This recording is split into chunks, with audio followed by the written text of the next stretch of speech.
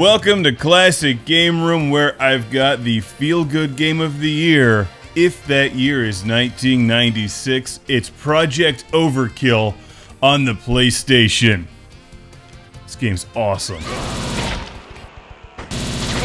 Project Overkill on the PlayStation from Konami, released in 1996, is not just a good game on the PlayStation, it's one of the best games on the PlayStation. If you remember how awesome Crusader No Remorse is, raise your hand. By the way, you'll love this. It's pretty much the same kind of game as you run around in this top-down, three-quarter view perspective and just mow down waves of enemies and destroy as much stuff as possible.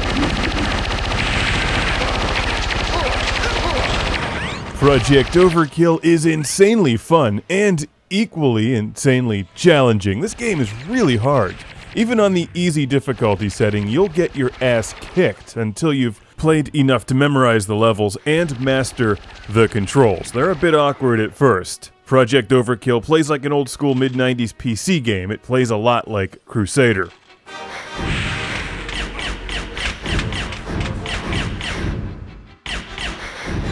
As this is a PlayStation 1 release, you control the direction of your character with the D-pad and the direction of their fire if you're moving that direction with the buttons.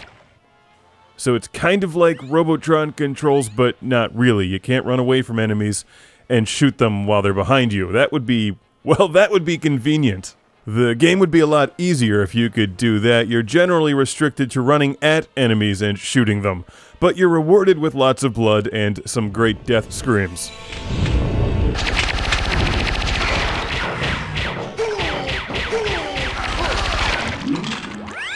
It's best to try and conserve your ammo, but, you know, good luck doing that. And don't rely on regenerating health because there isn't any. You need health packs to survive Project Overkill.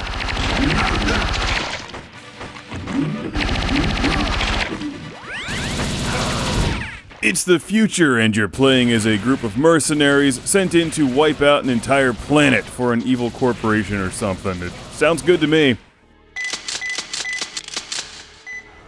You have 4 different mercenary soldiers to choose from, and the real trick in this game is to just keep them alive, which is harder than it sounds. Do not run out of ammo, ever.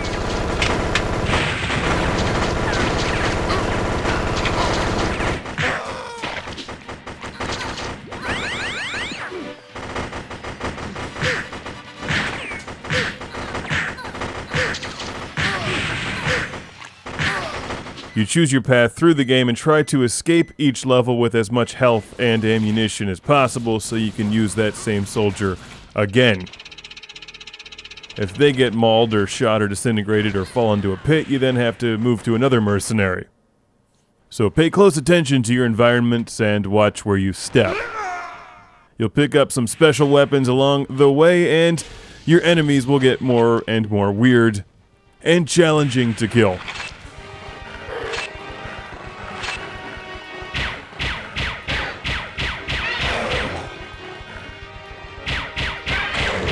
In addition to just being fun, Project Overkill also has one of the best loading screens you'll ever see. So simple, yet so effective. A giant Classic Game Room thank you to Stephen, the Prime Minister of Canada from Winnipeg, Manitoba. Is he really the Prime Minister? He says he's the Prime Minister. The Prime Minister of Canada has great taste in video games. Project Overkill is easy to find for the PlayStation these days. It plays on the PlayStation 3, which is what I'm using here, for less than $10. All of this can be yours.